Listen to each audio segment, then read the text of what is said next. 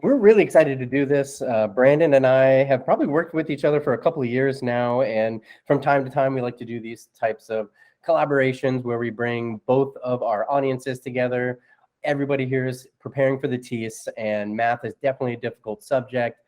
Brandon Kraft is the guru of TEAS math, so we're really excited to have him on the call today. I'll give a quick introduction of myself, and then we'll let Brandon do an introduction. I'm John Wynn. I'm the founder of Smart Edition Academy, along with my wife, Nurse Melissa. And we started Smart Edition Academy about 5 years ago, as Melissa was coming out of nursing school, and I had worked in test prep for almost 20 years. And we kind of just put both our heads together and thought that we could help a lot of students prepare for their nursing school entrance exam. So that's kind of where we are today, 5 years later. And we're just really excited to, come as far as we have. And our Facebook group's got almost 12,000 people in it. And we're helping over 100,000 people in the past 5 years. And that's between our online course and our study guide book. So we're just really happy to have everybody here and to be able to help everybody. And so that's it on my end. Brandon, if you want to introduce yourself. So most of y'all know me as Brandon Kraft. I am a math instructor. I've been teaching for over 15 years. I started teaching high school, and then I eventually got to the college level, and that's where I've been for around 10 or 11 years, teaching college level mathematics. Long story short, back in 2015, when I was teaching at the college I'm currently working at, I used to teach face-to-face math classes for the TEAS, and the college I work at, they eventually stopped doing that. So I still had students coming to me, asking me for tutoring, asking me to make some videos. And that's what actually led up to this moment. Never in my math career would I have thought just making a few videos on YouTube 5 or 6 years ago, turn into something, that's allowing me to work, with John in Florida. Y'all are all over the country. It's a dream come true. I love what I do. If you want to read up a little bit about me, my little bio underneath www.bcraftmath.com about me. So just a little bit more information about myself. But I know you all are here for the TEAS. So yeah, I'm looking forward to working with you all today and however else we run into each other in the future. Cool. Awesome. So glad to have you. And the agenda for today is, for just a few minutes, I'm going to go over some of the changes with the T7, and really we're going to talk about the new question types.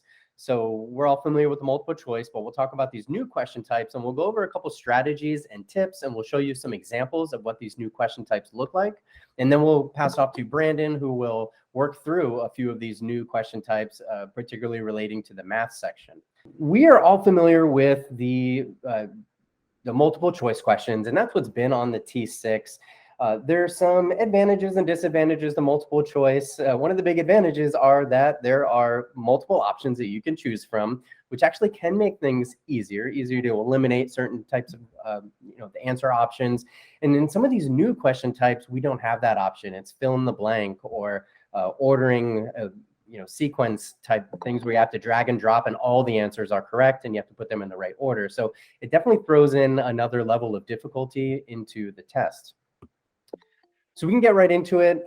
There's going to be 4 new types of questions, and that is select all that apply, fill in the blank, ordered response, or that drag and drop into a sequence of events type question, and a hotspot question.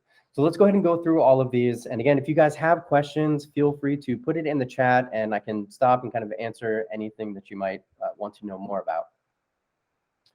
So we'll start with the select all that apply.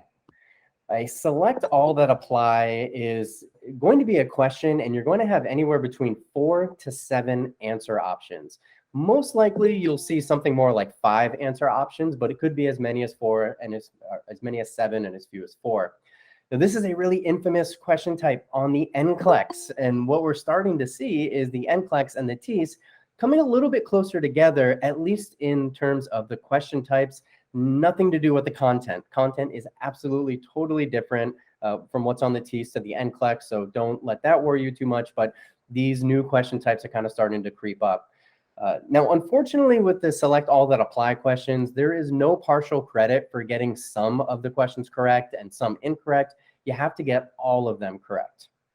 Now, I will show you just a quick example of what a select all that apply question looks like. I put together this little test bank for Brandon and I to work from today, but this is going to be a select all that apply. I mean, it's pretty self-explanatory. In this example, we're going to answer what is true regarding the urinary system.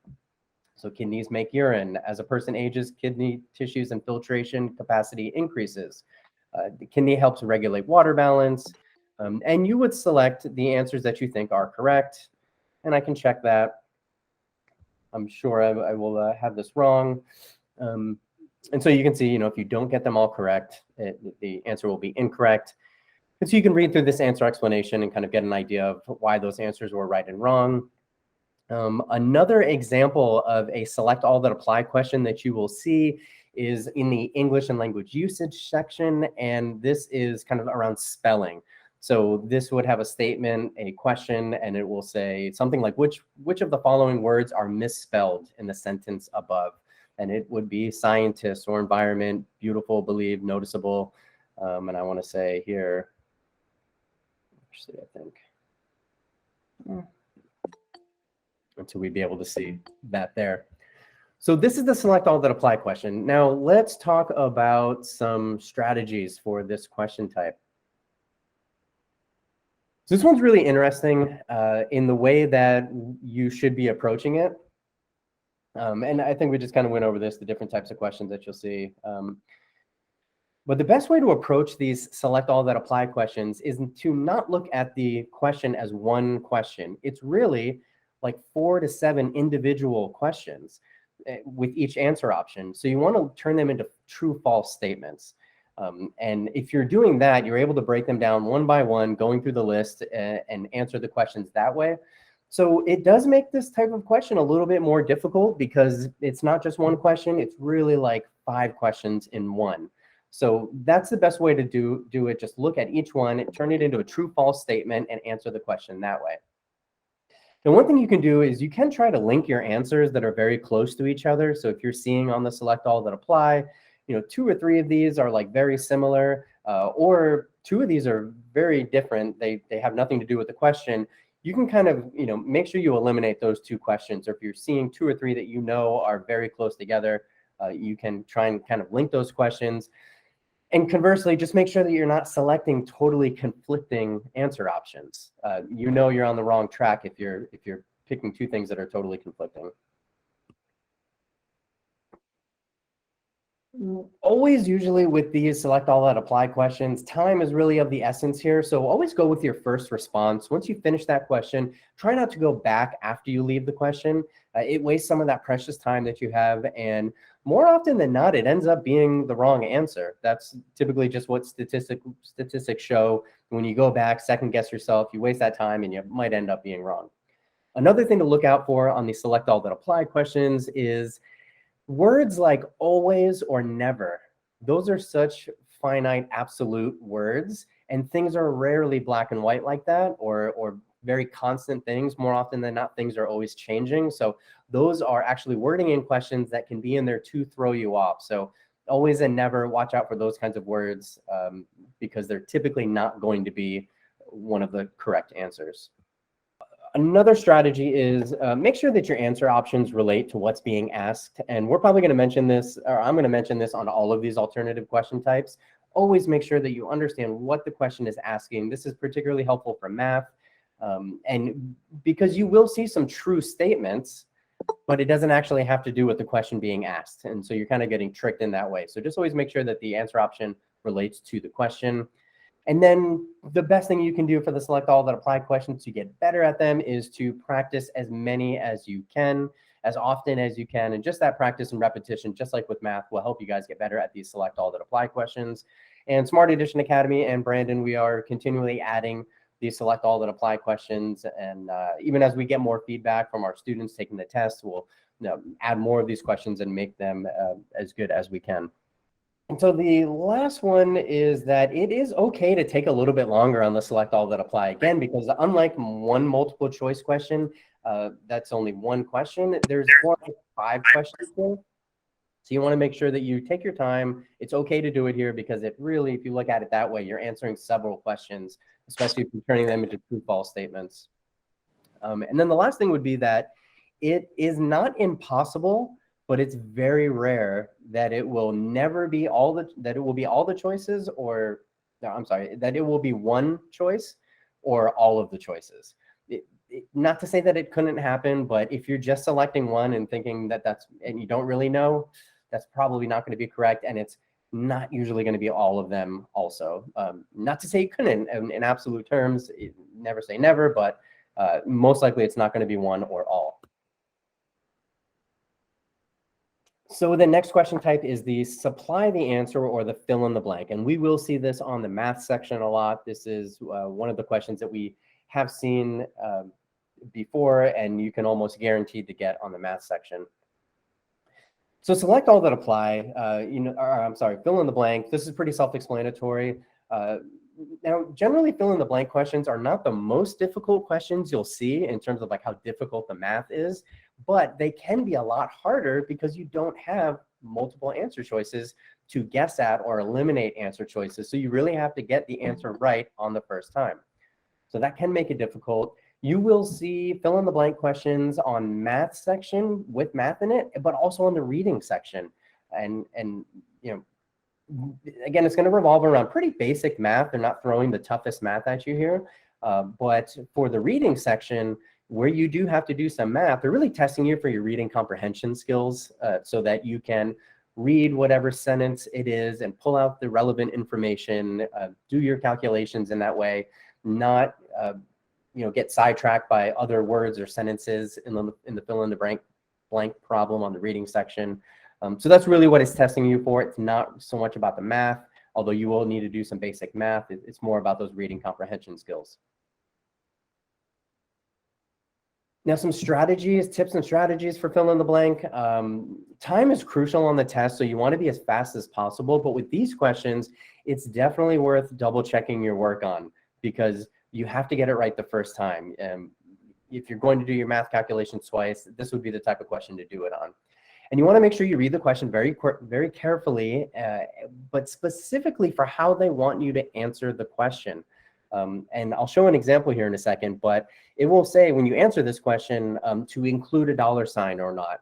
Do not include commas. Do it in this exact format, round to the nearest cent. And so what you don't want to do is have the right answer and end it and enter it in wrong and get it incorrect. Even though you have the right numbers, you didn't put it in the right format.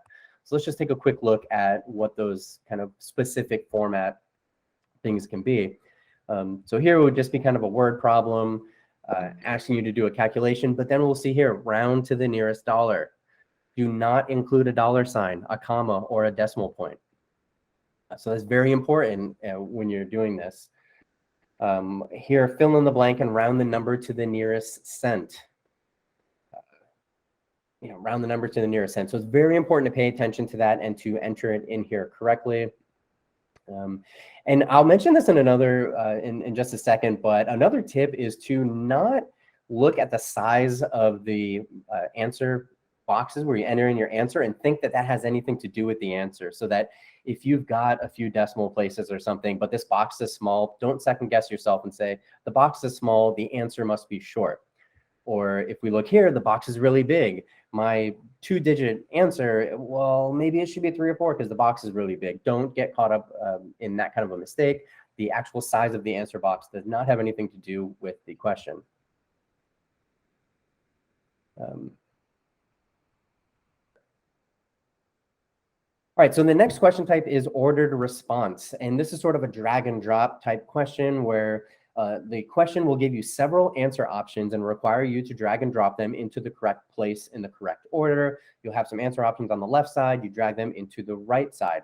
Now, this is also a difficult question type because all of the options are correct. There's no incorrect answers. So instead of simply picking one answer choice, you must consider multiple true statements and then organize them appropriately. So that can definitely make this question type challenging. A few examples of ordering questions that you'll see on math, you would see ordering numbers from least to greatest or ascending to descending order. On English, the correct order of the writing process and those steps in writing. Science, you might see like logical ordering of events. to show a cause and effect relationship. So you show the first event and then all the effects, thereafter of the 4 or 5 options. Again, in science, you might see something like arrange the steps that outline how the urinary system works or how blood flows through the heart. So this stuff. It's stuff that you'll know. It's just asking you to demonstrate your knowledge of that in a different way. The kind of drag and drop questions here. So in this case, this is asking you to do a least to greatest by dragging the numbers into the boxes in the correct order. So Brandon will go over a few of these types of problems. But in this case, a lot of times the easiest thing to do is convert these into fractions and then go ahead and drag your answers into the correct box like this. And again, can be a challenging question. So, and here you'll see we kind of talk about turning these into fractions. So that's an example there, and this would just kind of be another example of a similar type question. And Brandon will work these out, and we'll make sure that everybody in the Facebook groups can see that before he gets started on that. All right, cool. All right, now the last question type is a hotspot question. And this is a question where you will have 4 images or kind of diagrams, and it'll ask you a question, and they're kind of set up a little bit differently from the typical graphic questions because you'll actually have to click on the image to answer the question. So it might be like a map, and it would ask you what the most northern point is on a map, and you can click on like one of 4 spots to get the correct answer.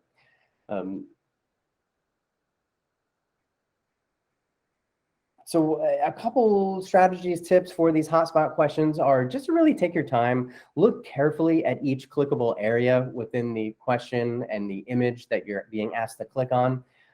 Take the time to look at each option before clicking the one that you think is correct. You don't want to miss anything. So you don't want to, thinking that you didn't have another option that you did because you just went too fast, so you glanced over the image too quickly. And really, these are just multiple choice questions. So you're going to have that image. You're going to have 4 options. So it's essentially the same as any other multiple choice question. It's just having you also look at an image while you're doing it and clicking on that image. So those are the 4 new types of alternative questions that are on the TEAS. They're definitely add in a little kink. It's not as easy as the multiple choice. So for that reason, these can be a little bit more difficult.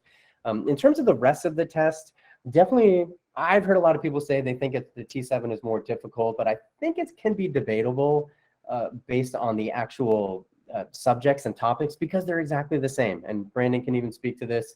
In math, they're really exactly the same. They didn't add any new topics. For things like science, it just kind of depends on the students where you have less A&P, but more chemistry. Now, for one student who, took A&P 1 and 2 so far for prerequisites, but has not taken chemistry, they're going to wish they had more A&P questions. Other people are totally overwhelmed by how much A&P is on the test. So the fact that there's almost half the amount of A&P, that's a godsend for them. They're very happy about that. And depending if you're good or not at chemistry can, depend on how you look at the test being more difficult or not. But absolutely the same subjects and topics, so it's not difficult, more difficult for that reason. But these new question types, because they're not all multiple choice and you can eliminate all your answers, it can seem a little bit more difficult. We do want to talk about these new question types, and yes, this still applies to the T6, even though the T6 is multiple choice.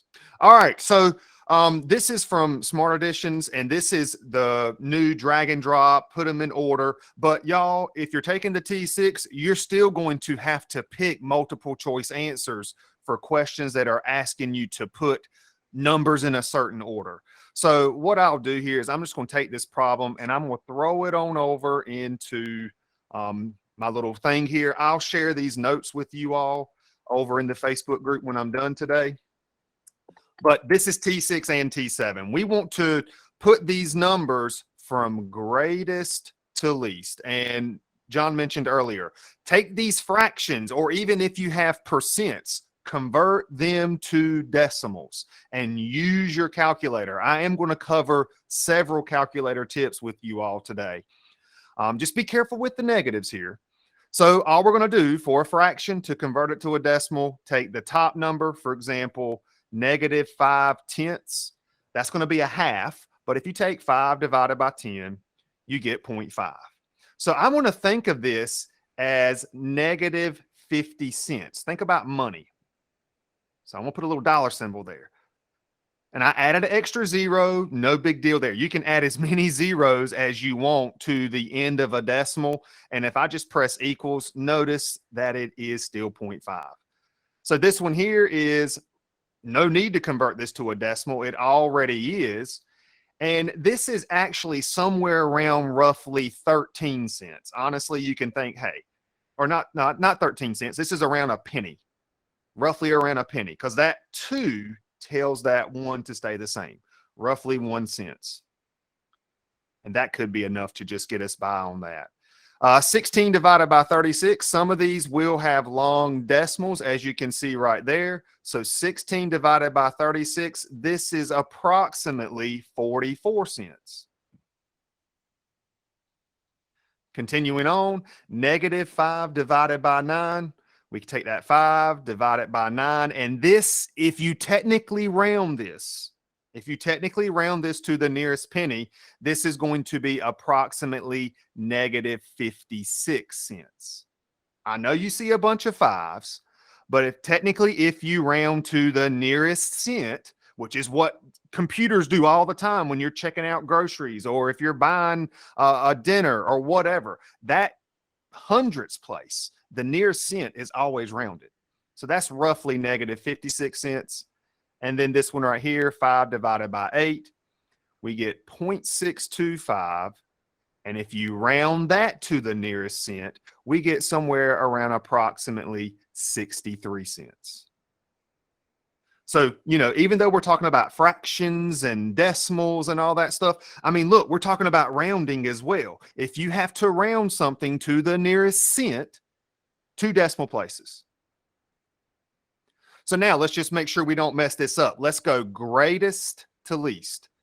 So we definitely don't want to pick any of these negative ones. And if we look, 63 cents, unless I messed up somewhere, 63 cents appears to be the biggest one. So therefore 5/8 is the greatest.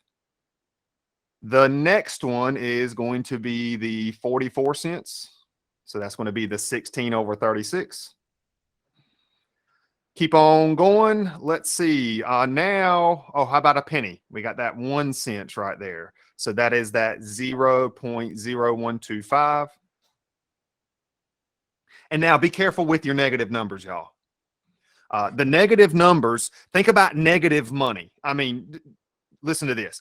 Would you rather be negative $100 in your bank account or just negative $1? Heaven forbid we're ever negative in our bank account. But negative 100 is a lot less than negative 1. Negative 100, that's less. That is smaller than negative 1. So technically, -50 cents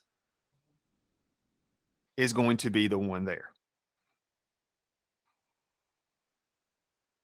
All right, now, let's see. We only have one left, and this is going to be the smallest one.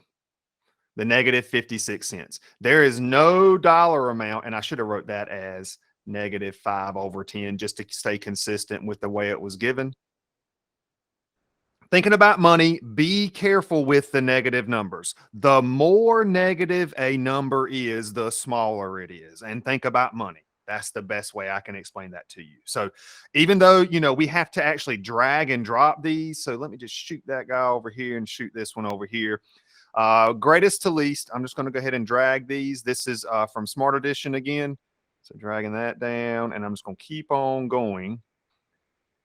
And with this, it kind of goes without mentioning, with this drag and drop and hotspots, y'all, these tests are no longer going to be paper-based. I mean, that's the only way you're going to be able to drag stuff. So checking that one, and that's instant feedback over at Smart Edition. So this is one of the new test question types, drag and drop. I'm going to give you a minute and 30 seconds. This is fill in the blank. And treat this. Feel free to come in on the Facebook group chat, the Google Meet chat, a minute and 30 seconds. I'll be back. I want to see what answers y'all get.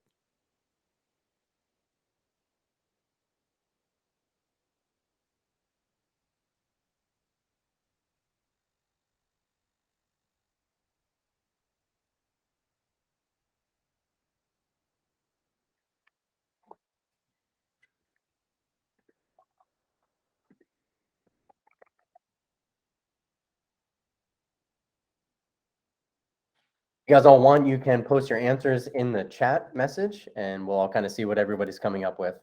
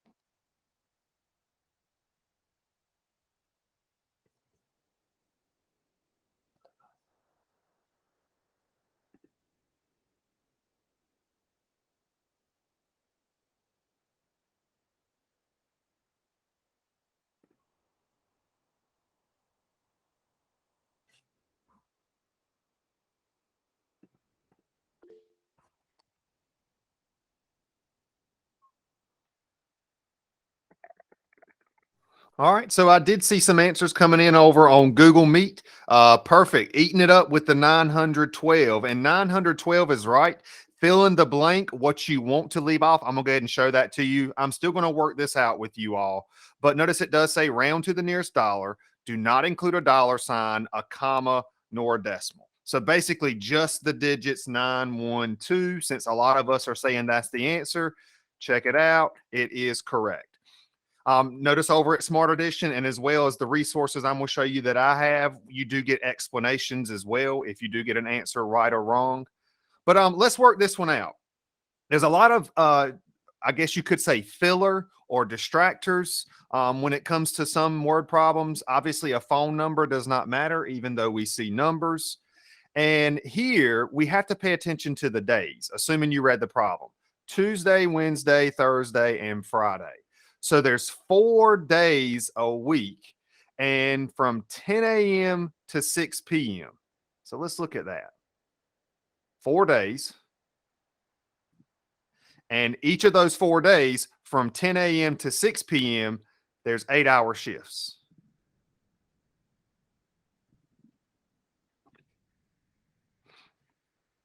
Now, the hourly rate is going to be $14.25. And be careful, we want to figure out the gross pay in 2 weeks, not 1 week, but 2 weeks. So this is really just a long multiplication problem, in all honesty. I mean, it doesn't matter what order you multiply, y'all. Multiplication does not matter which way you multiply. Let's just take the 4 days. If you work 4 days and you work 8 hours each shift times 8, that's going to be 32 hours per week. I'm going to go ahead and double that since the question says 2 weeks. So that's a total of 64 hours. So this is the total number of hours, 4 days a week, 8 hours each day for 2 weeks, 64 hours. And the hourly rate is going to be $14.25. So you can multiply by 14.25, and we do get that 912. Again, it does not matter what order you technically multiplied here. It does not matter. You'll be totally fine with that. As a matter of fact, you could do all of this at one time. I mean, I can take it totally random. We can take the 14.25. We can multiply that by 8 hours times 4 days a week times 2 weeks. We still get 912.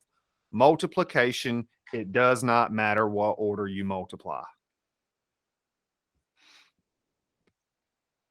So feel free to, let's see, 456 by 2. And yeah, so there's definitely more than one way to do this. And math problems, that's always the case pretty much. There's definitely more than one way to solve the problem. All right, so that is two examples from Smart Edition, the drag and drop or rearrange, as well as fill in the blank. And now the math review, I've just made a small T7 sample. I'm going to work out two of these from here. Now, I haven't really heard, let me make this a little bit bigger so y'all can see that. Check all that apply. Even if this does not pop up on the T7, like check all that apply, I think it's still worth knowing, because essentially, like John mentioned earlier, when you're checking all that apply, consider it a different example for each one. Technically, we got 6 different things. Read the question carefully. It says which statements are true. And I'm just going to shoot that over here. Again, I will share these notes with everybody. And yeah, take a minute and a half. And I guess a way you could leave the answer, you could say, you know, we'll call this A, B, C, D, E, and F. Feel free to type in the letters for the ones that are true. I'll be back in a minute and a half.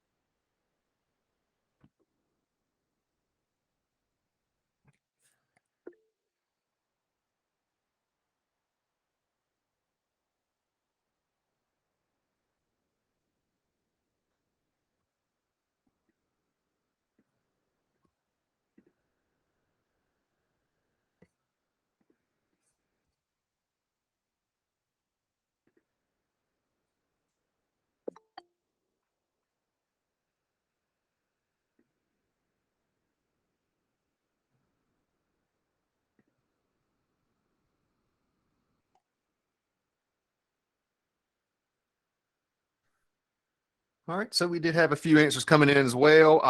Let's look at all. So again, treat each one as its own separate example. This kind of goes back to where we were converting things to decimals, thinking about money. Think of decimals as the most common form of a number that we deal with. Probably from day-to-day life, decimal forms of numbers. When we deal with money, that's decimal form. So we have fractions, we have decimals, and we have percents. So this one right here, if we think of this in terms of money, this would be -$5.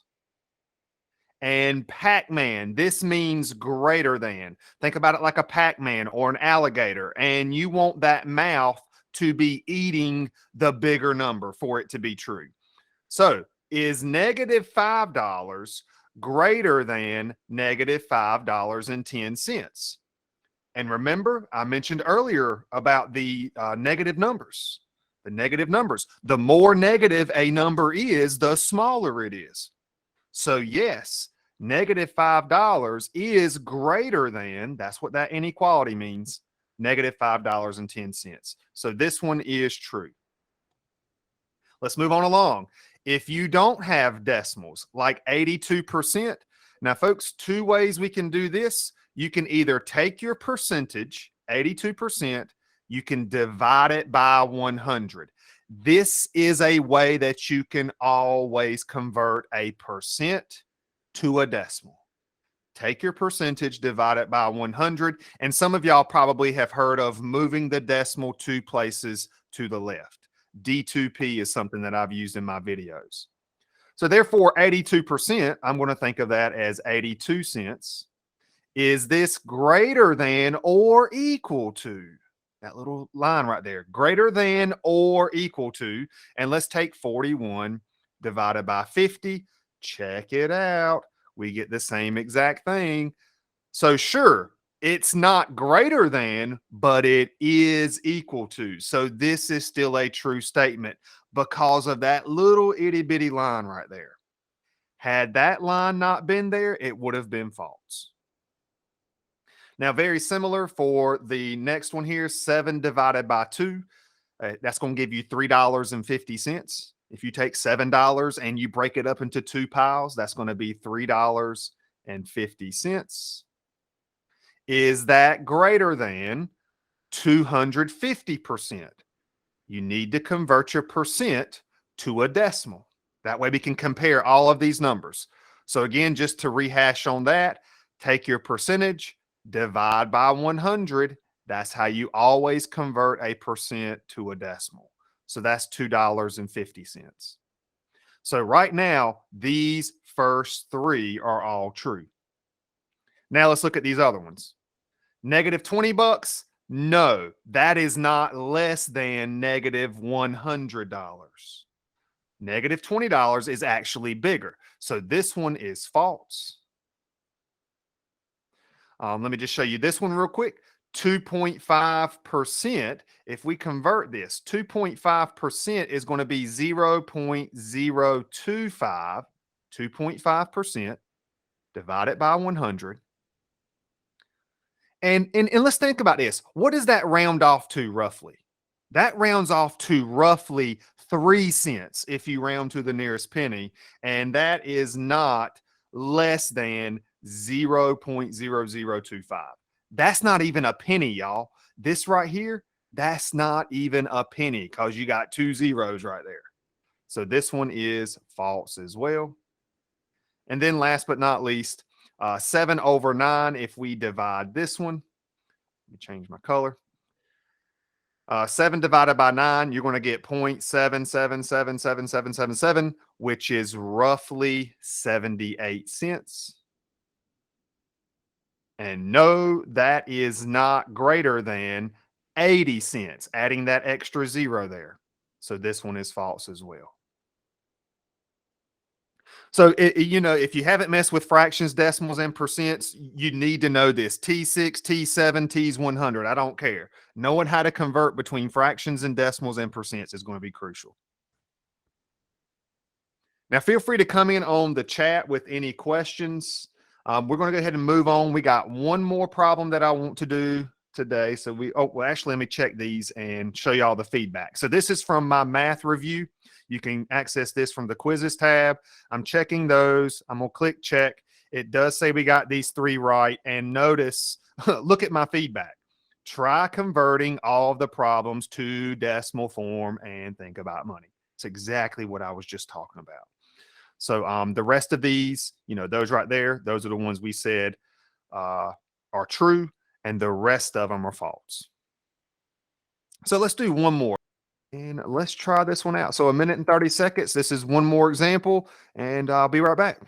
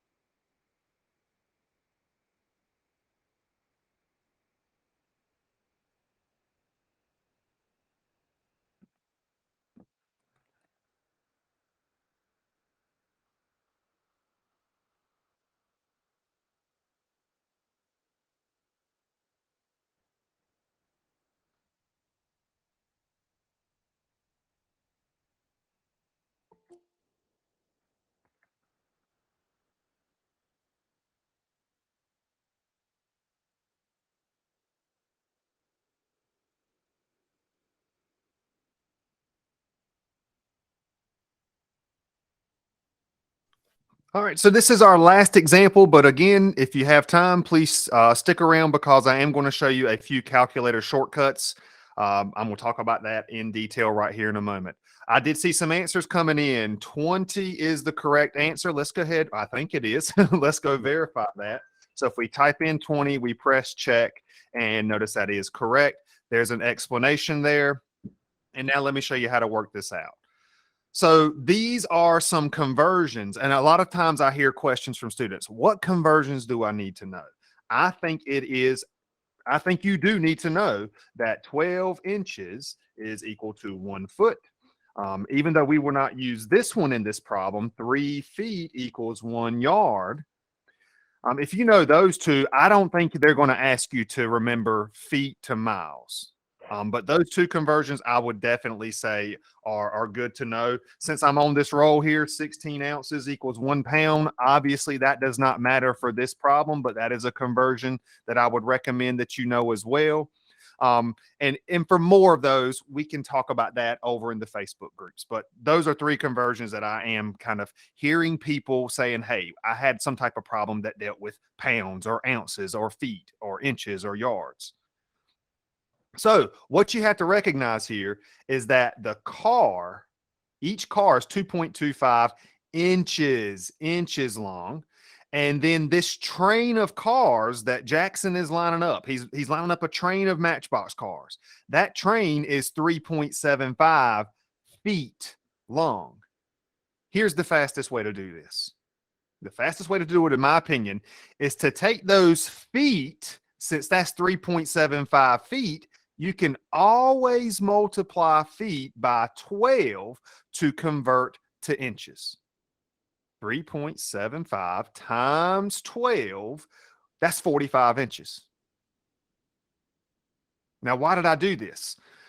Before you can start dealing with units of measurement, in most cases, 9 out of 10 problems with units of measurement, before you can do math with them, they have to match.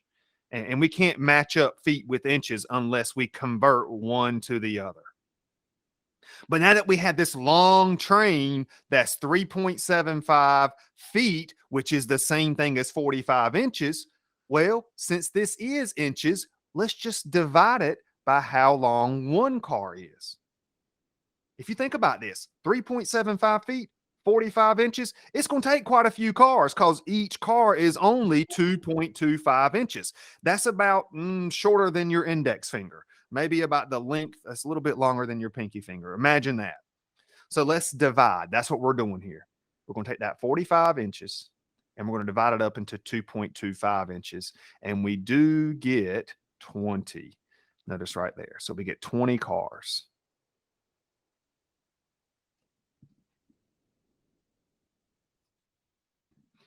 So those are the 4 examples. I mean, obviously, we're not covering everything. There's some geometry. There's more percentage-based problems. Now, what I do want to show you before we go is I do want to show you some calculator tips that they do work. They do work on the on-screen calculator when you're taking. Now, this calculator over here, this obviously does not look like the TEAS test calculator, but the button layout is pretty daggone similar. As a matter of fact, I mean, you can Google TEAS calculator and you'll find pictures online. I mean, here's just one. That's the actual on-screen calculator that ATI has. Now, this is what I tell everybody. I mean, yeah, you can figure out how to use these buttons if you want to. I don't mess with them. I've been messing with calculators all my life, and I always just overlook or don't even mess with the M buttons. Now, the other buttons, as you can notice, if you look at everything else up here, I have my calculator layout over here the same. Notice the percent, the clears, the backspace, everything else is the same. And if you didn't know this, down here to the right of the decimal, you have this little check on the TEAS calculator, and that is the square root button on the TEAS test. So in no particular order, since I just mentioned square root, I'm going to show you how to do the square root on the TEAS calculator. Let's talk about square roots. The square root of 25 is equal to 5. You don't divide it by 2. When you find the square root of something, you are finding a number that you can multiply times itself. So here's how you do it on the TEAS test. If you have to take the square root, which is likely you'll have at least one example, type in the number first, then press the square root button. And you may have to press equals on the TEAS test calculator. Mine just automatically spits it out. But that's a quick way that you can test to make sure that you're doing it right. When you grab the TEAS calculator, just say, okay, I'm going to check 25, square root, you better get 5. So with that said, we can now do funky problems like the square root of 50. The square root of 50 is not 25.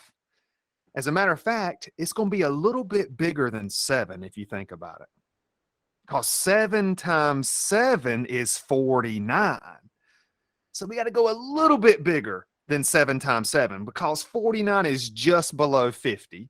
Let's type it in, type your number first, bang on that square root button, and as you can see here, it is just a little bit bigger than 7. Any questions about the square root button? I'm going to try to monitor these comments the best I can. Sorry if I'm missing some. No, there's none there. I'll let you know, Brandon, if there is. All right. Rock and roll. So that's the square root button. Now here, okay, the percent key. The percent key. Now the TEAS calculator does have one. Some calculators don't have a percent button. Always remember that you can technically convert a percent to a decimal by dividing by 100. So 25%, for example, is 25 over 100, and that's going to be 0.25. So it's kind of like you got your fraction, you have your decimal, you have your percent. Well, let me get that back. So 25 over 100 and 0.25. When you're dealing with sales tax, let me just make up an example. And then I'm going to shut up. I'm going to be done. Let's suppose your grocery bill was $131.97, which includes the tax of, let's go with 6%. So your grocery bill, $131.97, but this includes the tax. So my question would be, what was your subtotal? Basically, this means what was the price of the groceries before tax? That's what subtotal means.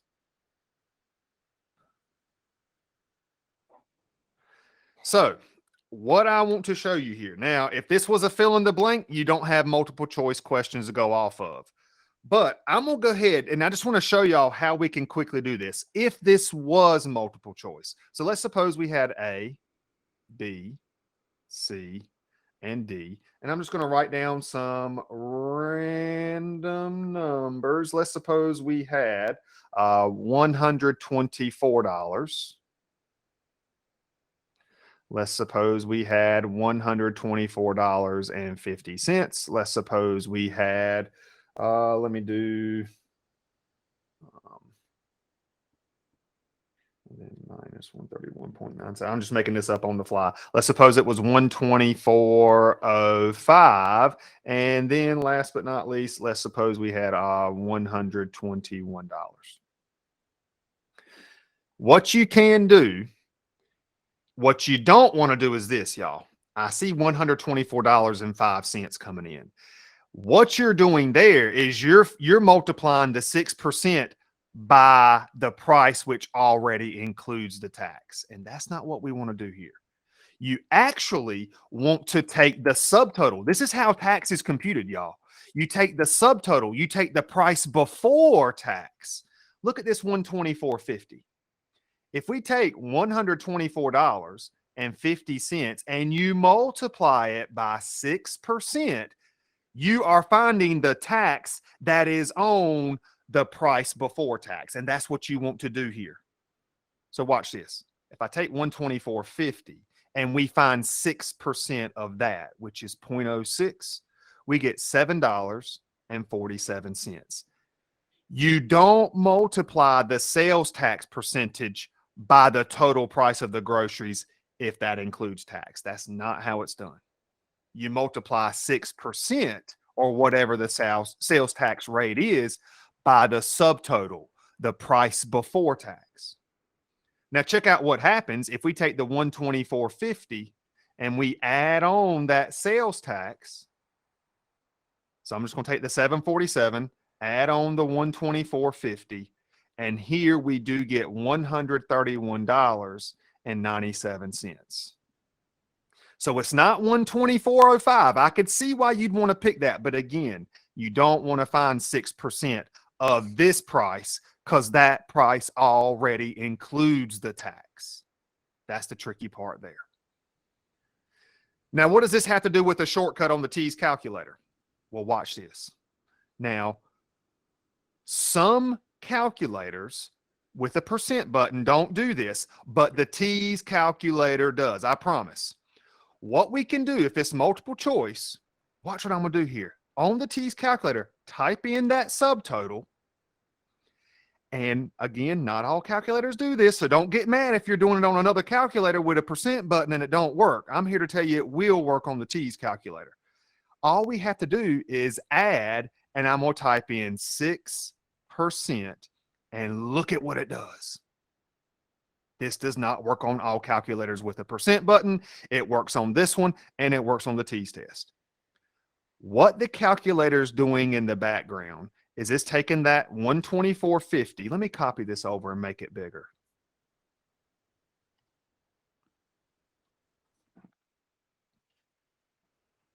What it's doing in the background is it's taking this calculator here and the TEAS calculator. It's taking 6% of whatever this number is, and it's going to add it to it to give you that. So that is a fast way without you having to do two separate steps. You don't have to find 6% first and then add it on, though you can always do that still. That works on any calculator. I don't care what you're dealing with.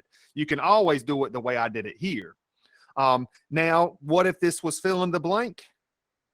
And I think iPhones do that as well. A. McCoy mentioned that over in Google Meet. I think that is correct. I think iPhones do. Mm-hmm. Yes. All right. So I said I was going to shut up, but I mean, people are asking, what if this is fill in the blank? Now, y'all, I could get into a 20-minute conversation about this, and I'm not going to do that. But here's what you got to think about. You take the subtotal plus the tax, and this is going to be equal to the, I guess you could say, the grand total. I'm just going to call it the total. Technically, the word total means the subtotal and the tax together. So let's act like we didn't know these answer choices. Let's act like it was fill in the blank. We don't know the subtotal. We don't have these answer choices. Well, I'm going to put an X for that. I don't know what the subtotal is. Sure, we do. It's right there. But let's act like we don't.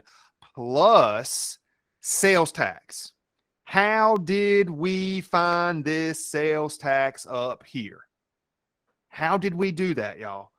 We found 6% of the subtotal.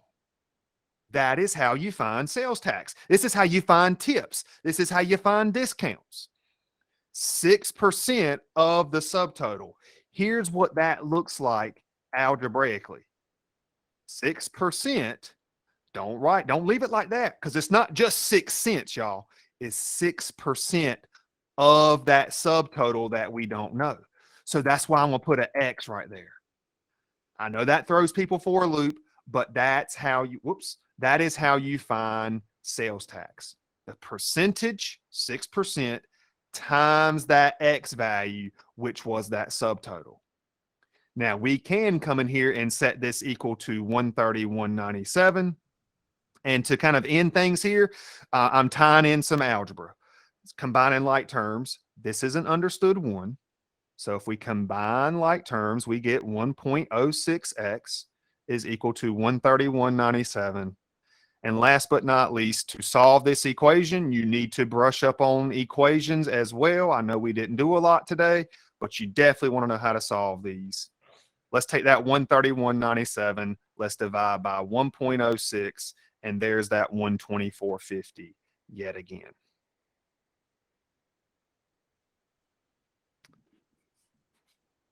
So multiple approaches, multiple choice, fill in the blank, all that good stuff. I hope you find this helpful.